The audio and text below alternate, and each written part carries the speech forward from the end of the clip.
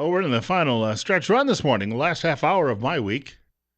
Well, okay, I've got to still do a couple of things at the Home and Garden Show, but that's actually fun. You sit there at the desk and you make a few announcements, and you get to meet a lot of people and see lots of cool stuff. And well, actually, last year we were just checking all the skirts going by. Well, no, we weren't. No. We don't do that here. Bill Colley with you this morning on Top Story on News Radio 1310. KLIX and newsradio1310.com. I'm going back to the telephones, the number 736-0300, 736-0300, and you're up next. You're on the air. Thank you. I just wanted to say about my opinion of Trump. I can't, first of all, stand him. He just so arrogant and so, well, he gives Cruz, tries to say that Cruz is nasty. There's nobody nastier than Trump. And, that's no way to become president. And there's really no detail in the way he's going to run this country if he becomes president. It just bothers me that all he does is try to run down his opponents, and I guess I'm just afraid that they might actually nominate him, and we'd have put up with this at least 4 years. I just, Well, the firewall is March 1st, and that's when they have the big Super Tuesday primary. A lot of those are going to be in the Deep South, where if Ted Cruz is going to get his biggest support, it's going to come from those areas. The problem is you can't get the other Republicans because everyone is thinking I'm the best guy for the job. But if all of a sudden 3 of them dropped out and it was just a 2-person race after South Carolina, then I think Cruz actually comes out ahead because I think Trump's actual support nationwide is about 1/3, and then beyond that, I think the other 2/3 would coalesce behind one other candidate. But as long as you've got 5-6 people there, that really splits the opposition up. Yeah, and the thing about Cruz, to me, is he's already proven, his tenure in the Senate has proven that he is a conservative, and he didn't get much done, but there's a lot of liberal Republicans, as far as I'm concerned, in the Senate that should have supported him and didn't, and the things he's been trying to push in the Senate have been absolutely conservative. I thank you much for the call, and at the moment, I think that Cruz obviously is the most conservative of all of those remaining Republicans. The only other people I think that, as I said the other day, were relatively close were Jindal and Perry, and they were out early, and Rand Paul, more libertarian, although more conservative than his father was. A bit of a mixed conservatarian, I guess is what you'd call him. 9:37, Bill Colley with you on Top Story on News Radio 1310. KLIX and newsradio1310.com. There is a Washington Examiner, though, has an editorial today saying Cruz has, at least on one major issue, flip-flopped, and that is the trade pact, the Pacific Trade Pact, because he wrote co-authored a newspaper column in support of it. But then within a week, he backed away from it. Now, they said he did that because he knew it would hurt his chances of running for president. He already knew he was running for president. It could well be that he got inundated with phone calls from his constituents, and they said, we don't want it. And maybe he did the right thing and changed his mind. But that's only conjecture. We don't know. And we'll have to make those choices on our own. And at the moment, there may be, look, again, if you want someone you agree with 100%, then run yourself. You're never going to find there's never a candidate out there that's going to be absolutely perfect. We have another caller with us. I'll squeeze one more in here before the break. 41, and you're on the air. I'm breaking rules, but I got to answer to that, and we do know very the quickly answer to Cruz's deal. He said himself that he was promised certain things by the upper people, and when it didn't come true and they backed down and it was no longer a conservative deal is when he turned on it. Thank you. That clarifies that. There is a mention of that, too, in that Washington Examiner editorial today. I read the Examiner every day. I wrote them one time, and I said, guys, I could do an entire show on just this. on their paper every day. Well, it's mainly an online publication, but it's great. And I read a lot of things during the course of a morning before I go on the air, or even in the evening the day before I go to bed. And it is one of the best as far as the thoroughness. Got a break coming up in about 30 seconds. I do want to remind people, got a quick note here. Virginia House of Delegates passed a measure Tuesday that would prohibit the state from taking action against businesses that refuse services to same-sex couples or people who engage in extramarital sex. In other words, if you're a strict Christian, you don't have to. When I was a kid growing up, you could go to a grocery store and you could see a sign in the window that said, no socks, no shirt, no shoes, you're not coming in. And I guess today it would hurt people's feelings, and we'd have to allow them to do that. I want to talk a little bit more about this in the next segment of the program. A couple of other issues, too, that have come up before we wrap things up this week. If they'd let me come in and do this on Saturdays. Not that I'm volunteering, but I'm just telling you, we could expand it a little bit and get a few more hours, and we'll see. 20 minutes now from 10 o'clock. I was mentioning this story just before the break about Virginia, and it looks as if, the governor there, the snake, Terry McAuliffe, it looks as if he will probably get in the way of this actually happening or taking place, but who knows? Maybe they'll override him. He's not a very popular governor. I was in Virginia when that election was going on, and I was going over to pick up a dog in Richmond. Once you get out of the Washington, D.C. area, Richmond is a very conservative state. The problem is most of the population lives in the Washington, D.C. area, and they're government workers, and of course, they all they are of the Bernie Sanders ilk. What can I get for free? In other words, what can somebody else pay for and give to me? But I remember Ken Cuccinelli, who was just a wonderful, wonderful Republican candidate, ended up losing that race by a fraction of a percent.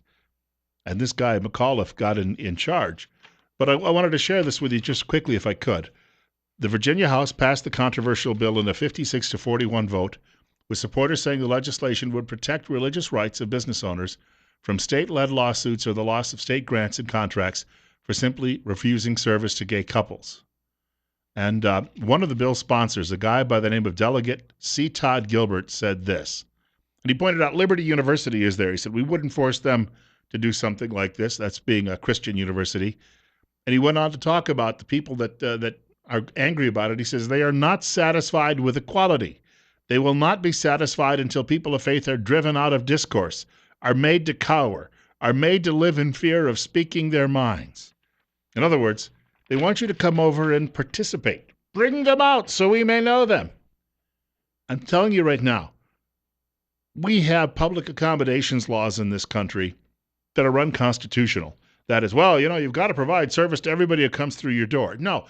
You see, all of those amendments, 13, 14, and 15, the middle three, the big three in the middle of the Constitution, they're about government. In other words, government can't discriminate against you because of your race, your ethnicity, your religious views, whether you've got bare feet when you want to come into the government office or not. Although I don't think they would let you come in barefooted or naked. Those are about government. We have since in the last 50 some odd years applied this to private individuals.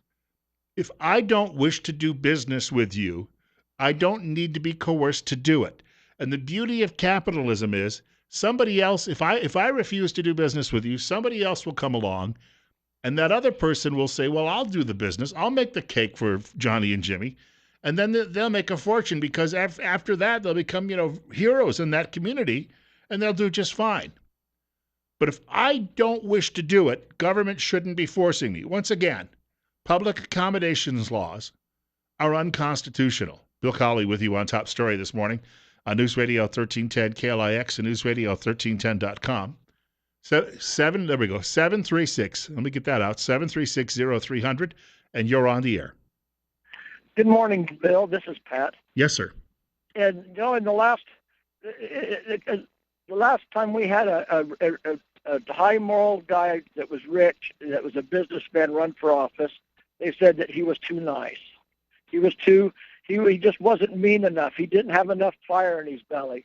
Now they get somebody has a lot of fire and he doesn't take any prisoners. Now he's too mean. Who is the nice guy? Was that Ross Oh, Perot? no, I'm talking about. You said that. Now I lost his name. Oh, all right. Well, sorry about that. The one that was an LDS. It was a Mormon. Oh, Mitt Romney. Yeah, Romney. They said he was too nice. He didn't Yeah, have enough. He just wasn't strong enough. He he just wasn't was. strong enough. He was a very nice man and still is. Uh, And so anyway, so now they get one that's also successful, and he's too mean. So it makes you wonder what they want. that's a good question. I thank you very much. Trump is worth, and the media said that Mitt Romney couldn't relate because my gosh, Mitt Romney he's so filthy rich. He had a fortune estimated at maybe $150 million. That is a paltry sum compared to the billions that Donald Trump has. And yet media doesn't seem to have an issue. Trump has a billion being 1,000 million, right? Trump is wealthy beyond all means for most people, and yet the other guy was a bad guy, even though he wasn't anywhere near as wealthy. Figure that one out. 9:48. You're up next. You're on the air with Bill Colley on Top Story. Bill, I've always thought that the topic you were talking about, preferential treatment, I thought a lot of that grew out of the hate crimes legislation that's been passed. And I've always had a problem with hate crimes legislation. An assault is an assault, a rape's a rape, a murder is a murder, no matter what color you are. But when you start just making distinctions that if one color does it to another color or one race does it to another color, it deserves more punishment, then all of a sudden you start creating classes of people that have a right to more victimhood or more persecution than other classes, and it started us down this road of preferential treatment. Yeah, well, we have to go back to the 1960s when people were being refused service at lunch counters. I agree, it's not nice. But that's not government refusing them service. That's individual business owners. And there was another guy, probably a few blocks away, who said, light bulb went off. He said, aha, I'll give them service and I'll make a lot of money. And, this notion that we all have to play nice and somehow we have to legislate politeness in society is beyond me. And that's the nice thing about a capitalist society. If we had a free capitalist society, those things would work themselves out. If there's somebody that won't serve lunch to certain people, well, they're going to be demagogue because of that, and it's going to hurt their business. And maybe they'll change the way they do business or they'll go out of business. Right. But let the free market decide what happens. Good point. I thank you very much for the telephone call, sir. It's 10 minutes now away from 10 o'clock. Bill Colley with you on Top Story on News Radio 1310, KLIX, newsradio1310.com.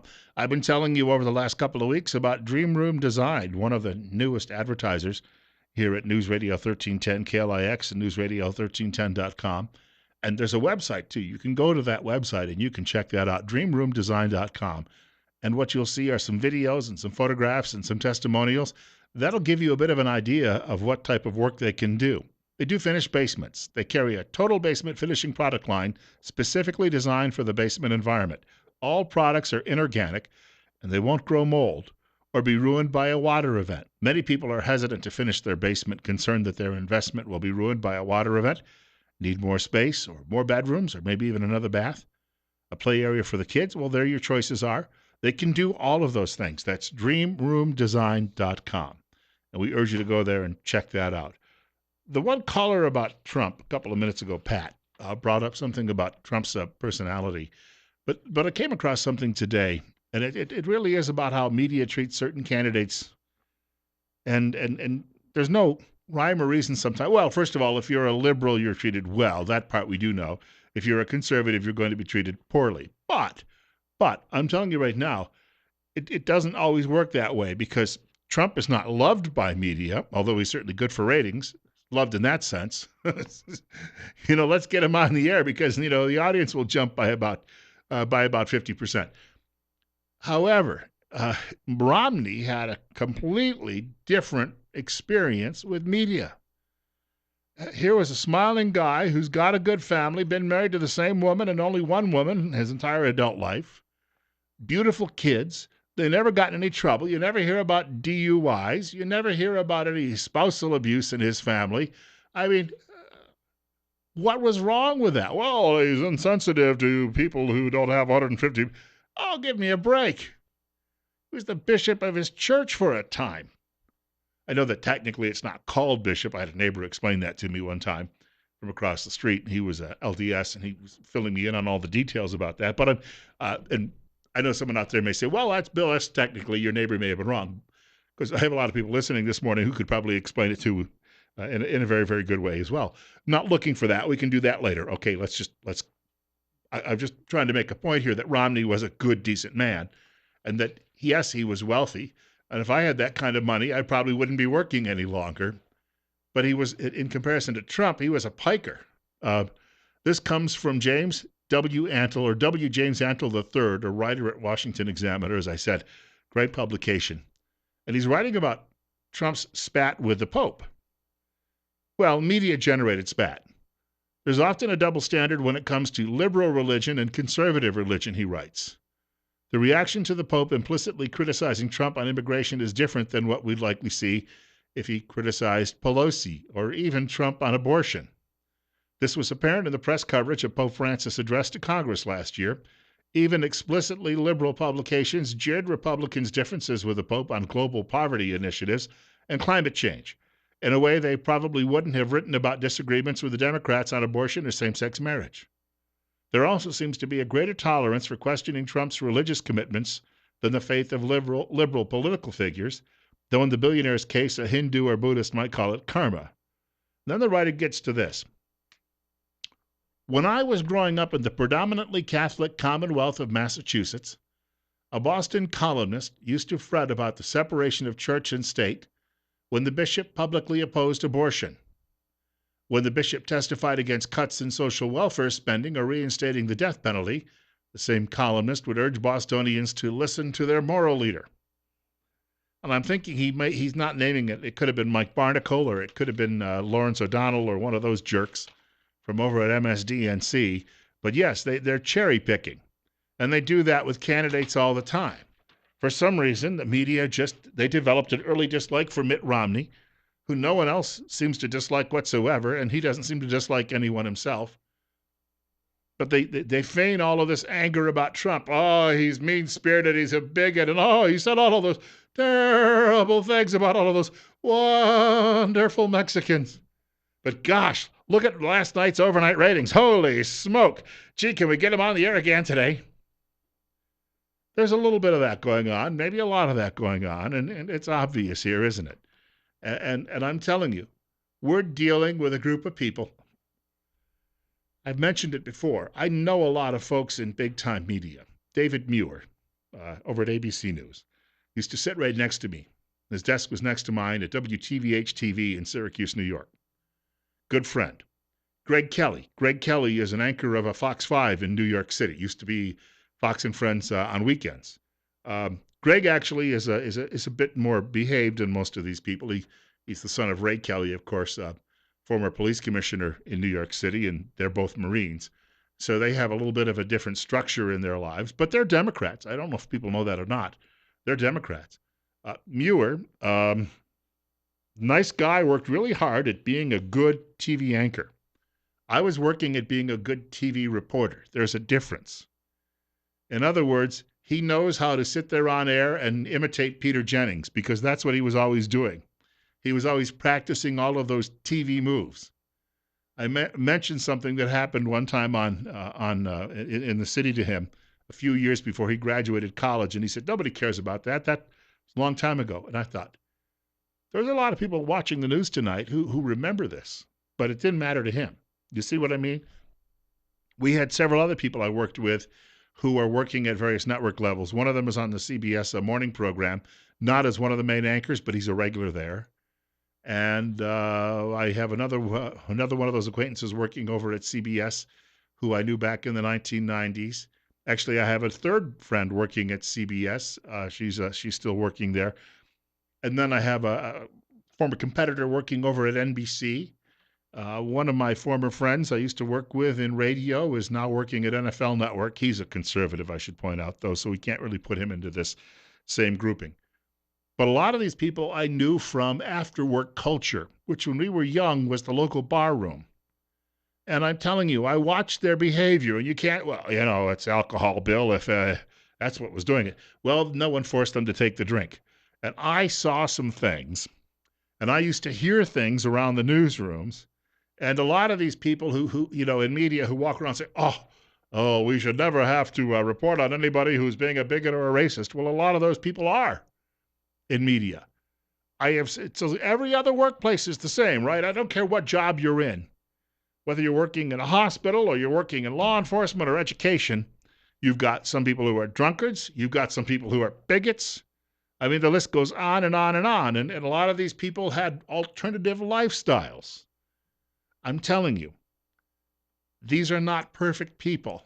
And they're bringing their own biases to what they're doing. And we check our biases at the door. Baloney. No one does that. That is the oldest bunch of, I've already said BS already once this morning, but yeah, that is the oldest bunch of malarkey that I've heard. And I've been there. I've seen it. I witnessed it. That makes me really dangerous. That's why most of those people don't even talk with me anymore. 9:59. God willing, if the creek don't rise, I get to do this all over again on Monday morning between 8 and 10 o'clock. Rush Limbaugh, following news from Fox at 10 o'clock. Sean Hannity, following Fox News at 1 o'clock. Glenn Beck, following Fox News at 4 o'clock. Hope that helps.